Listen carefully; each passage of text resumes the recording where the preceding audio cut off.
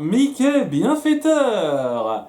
Je comprends vraiment pas ce qui passe par la tête des traducteurs VF par moment parce que je ne comprends pas ce titre.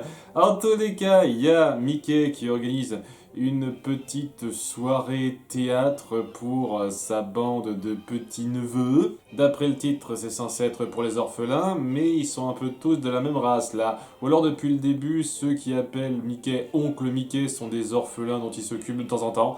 On va dire que c'est ça. En tous les cas, il organise quelques petits numéros sur scène pour les distraire et... Voilà. Un autre de ces cas, il n'y a pas grand chose à développer en termes de scénario.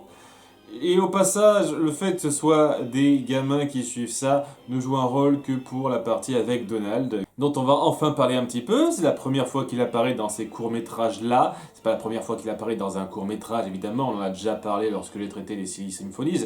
Mais oui, c'est la première fois qu'on le voit ici depuis que j'ai commencé cette petite série-là. Et c'est très bizarre en termes de taille au passage parce qu'il a genre une grosse tête de moins que Mickey. Ce qui fait super zarbe. Surtout quand ce qui est censé le définir de façon plus moderne, Mickey, c'est qu'il est le plus petit des trois quand même. Mais bon, il va se présenter sur scène à réciter des poèmes ultra rapides et les gamins vont le faire chier. Au début, c'est un petit peu innocent, mais sur la fin, ça devient on te casse la gueule à coup de tout ce qu'on trouve. Ce qui est pas particulièrement marrant parce que c'est juste gratuit pour rien. Mais il faut que jeunesse se fasse commander. Les deux autres numéros, ce sera d'une part Horace, Dingo et Clarabelle qui feront un petit numéro musical qui consistera la moitié du temps à balancer Clarabelle d'un danseur à l'autre. C'est ça le principe. Et le dernier, ce sera Clara Cluck qui, il me semble, était justement l'héroïne du premier court-métrage où on a vu apparaître Donald, si je ne me trompe pas, qui va nous faire un petit numéro de diva, où évidemment elle ne fait que chanter en cactant, et c'est ça la blague.